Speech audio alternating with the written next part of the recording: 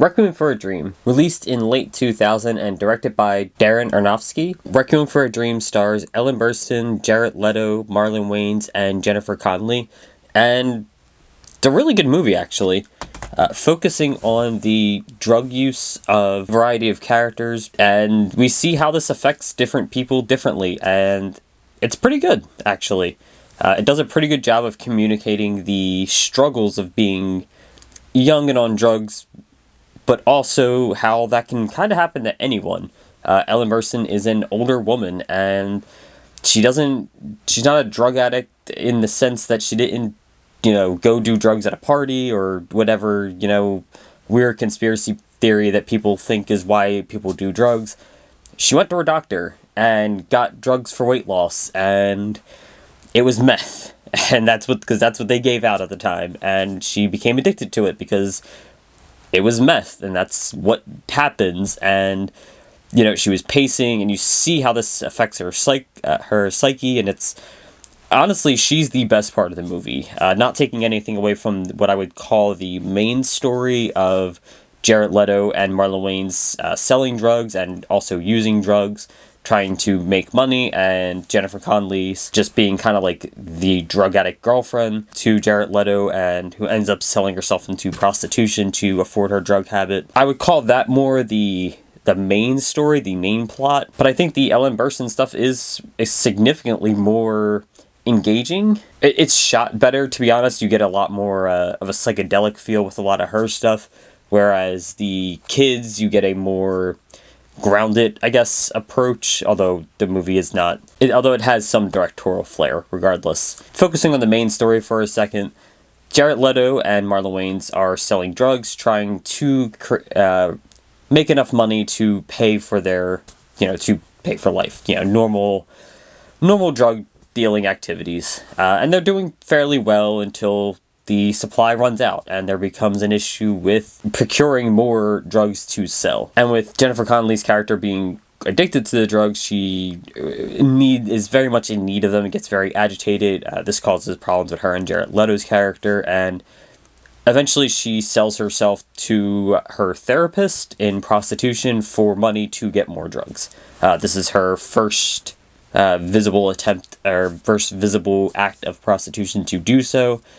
Later, Jared Leto and Marlon Wayans, unable to procure drugs where they're at, they travel to Florida to acquire the drugs there. And at this time, Jared Leto's character's arm has a really bad infection, and by the time he gets to Florida, it is extreme. They put him and Marlon Wayans in jail from the hospital. I'm not exactly sure what they were in jail for. Either way, they end up in lockup, and he ends up losing his arm. And the extreme example of what happens when you do drugs, what can happen when you do drugs, how the system failed both of their characters, really. Marlon Wayans ends up in prison. Jared Leto's character ends up losing his arm. Jennifer Connelly's character ends up selling herself into prostitution to afford her continued drug habit. And now we're going to go back to the what I would call the B plot of this movie. The mother, and she got addicted to drugs that were given to her by her doctor. That's how easy it is to really become addicted to these drugs. She wasn't, actively she was a relatively normal person at the beginning of the movie. She's older. She hangs out outside on a lawn chair with her friends in the apartment complex, and her story starts with getting a phone call to be on TV, or the chance to be on TV.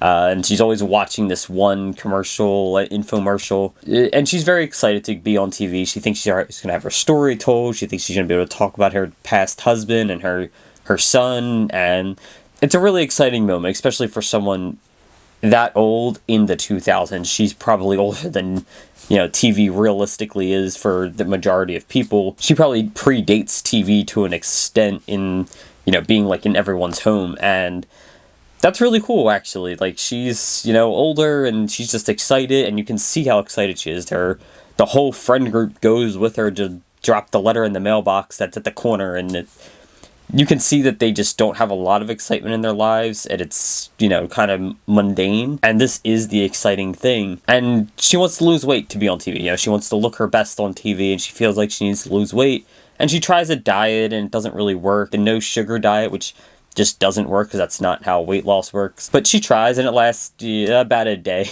I think she makes it through a couple hours before she's just hungry and wants to eat.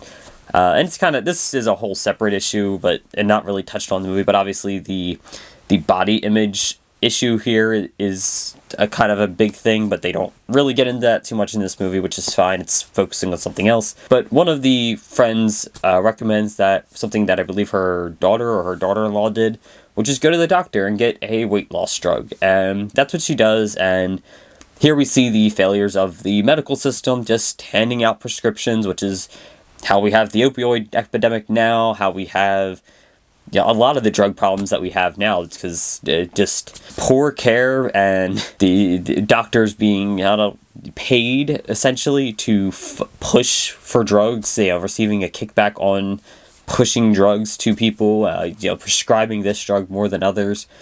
And we see how this is a problem. This is something that should be changed. Not that it's going to be, because nothing ever gets better, but regardless. But so she goes to the doctor to receive these weight loss drugs, and it's just meth. Like, it's just prescribed methamphetamines, and she becomes addicted, because of course she does. And you spend a lot of the movie, it kind of breaks up the main plot, with little interjections of how her character's developing, where she's, phasing in and out of, manic episodes, and she does a lot of other things as well to make herself, feel better about her appearance. She dyes her hair, she finds her really nice dress that she wore to her son's graduation, and she's, again, very excited about this, but she never gets a call. She's waiting and waiting, and just doesn't come, and months go by and it just doesn't happen. By the end of her story, she is constant manic to the point where she just does not understand reality and where she's at and what she's doing. She ends up going down to what I assume is the corporate office for the TV show, I guess, and she's, freaking out, trying to get on TV, wants to know, and in her head, you can see how she thinks she's being rational, she feels rational, but she's outwardly, and to everyone else, seems like a crazy person, and they end up putting her in a medical facility, and she's kind of just lost her mind at that point, and at that age, it's hard, and you see her friends go to the clinic to see her, to visit her. I assume she's been there for a while at that point before they found someone that was looking for her. At that point, she's gone. There's probably not a lot they can do for her. At that age with this kind of a drug habit, it's over. And it's a shame. It is a real shame. And all drug addiction, to me, all drug addiction is a shame. No one deserves that kind of life. People make bad choices all the time. Every day you wake up and make a bad decision. That doesn't mean you deserve, to lose your arm or end up in prison.